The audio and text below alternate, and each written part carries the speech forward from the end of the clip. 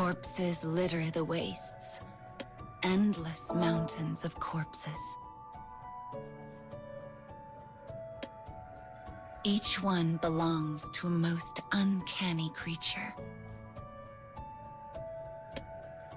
Standing in the middle of them all is a dark monster.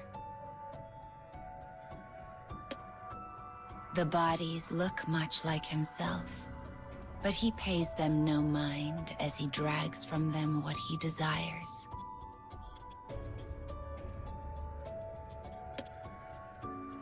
It is dreams, you see. He craves dreams. To monsters such as himself, there is nothing more sublime. He inhales the dreams and growls in anger. Is that all? He angrily hurls the bowl away from him and watches it shatter with a terrible sound. The echo in the wastes lasts a lifetime, as though urging him forward. What a trifling dream. I could eat 1,000,000 like it and still not be satisfied. Ah, but something has heard his grumbling, and from behind a nearby rock comes a sneaking voice. I have something to tell you, it says as a set of eyes peer out from the darkness. I believe I could be of great service to you. Now come, tell me your story. Despite how the eyes glint in the shadows, the dark monster senses no life behind them. Though he is doubtful, starvation spurs him forward. His problem will not be solved without risk. Come now. Slowly, the dark monster approaches the pair of glimmering eyes.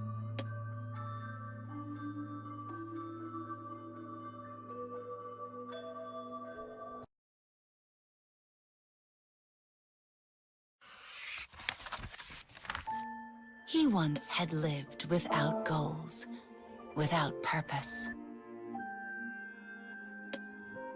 The dark monster was drawn to the brilliant dreams other monsters had.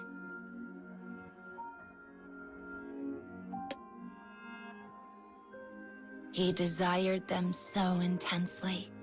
It was a hunger, a pain, a rage.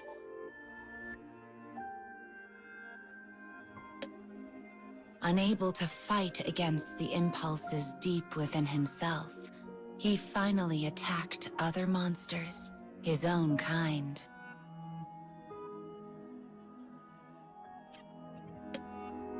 He forced down any that resisted and devoured their stolen dreams.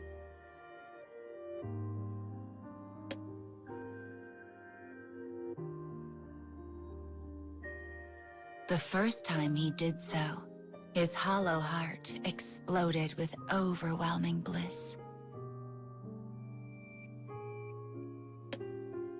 It was a rich sense of satisfaction, paralyzing in its intensity.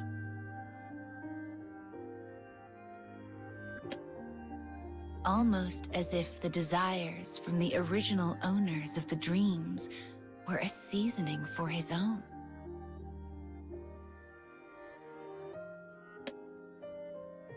And as he ate, a thought occurred to him. I wish to become human. This thought, this desire, was an instinctual one for monsters of his kind.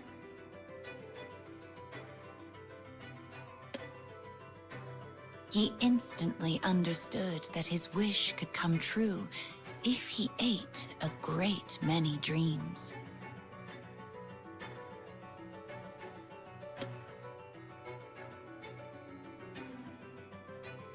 And once the thought was in his mind, it grew like a fever. More.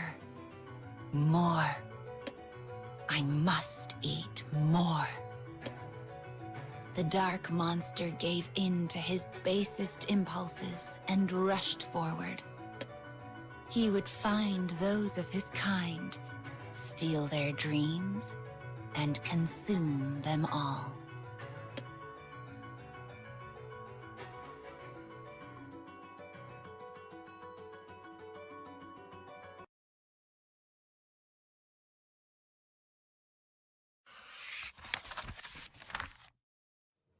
The dark monster was a violent dream thief who attacked without discrimination or mercy.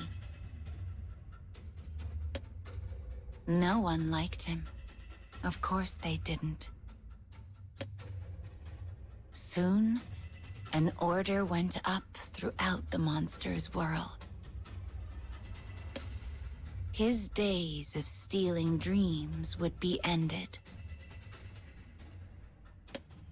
His fellow monsters banded together in an attempt to take him down. But he fended them off and stole the dreams of all who dared threaten him. The dark monster would be human soon. He knew this, felt it. But as his conviction grew, the seasoning of the stolen dreams grew ever more bland. He remembered how delightfully sweet and filling they had been at first. But now, they were ashes in his mouth. The more dreams he ate, the more unsatisfied he became.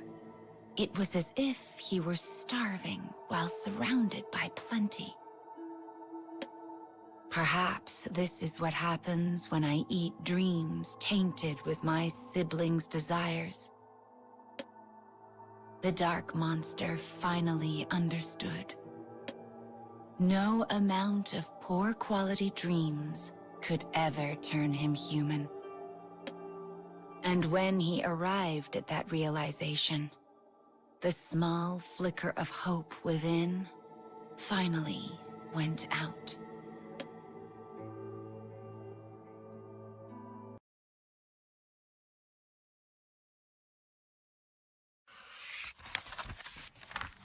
I believe I could be of great service to you. Now come, tell me your story. I can't believe this, sneers the voice when the monster finishes the tale of his past. You mustn't stay in this world. The only dreams you can eat here are dreadful. Enraged, the monster tries to drag the speaker from the shadows and crush it. But it doesn't work. No matter how hard he squeezes, the speaker only laughs. Oh, I have the perfect place for you, my friend. A place filled with nothing but the richest and most divine dreams. Who could possibly believe such a thing? But the monster has no other choice.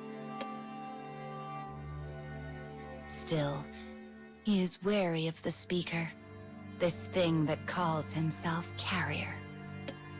He angrily threatens him with death if the plan is a trick. But Carrier only giggles with delight. He produces a giant door out of thin air and gracefully motions towards it. The dark monster slowly walks into the abyss. Carrier watches. He chuckles.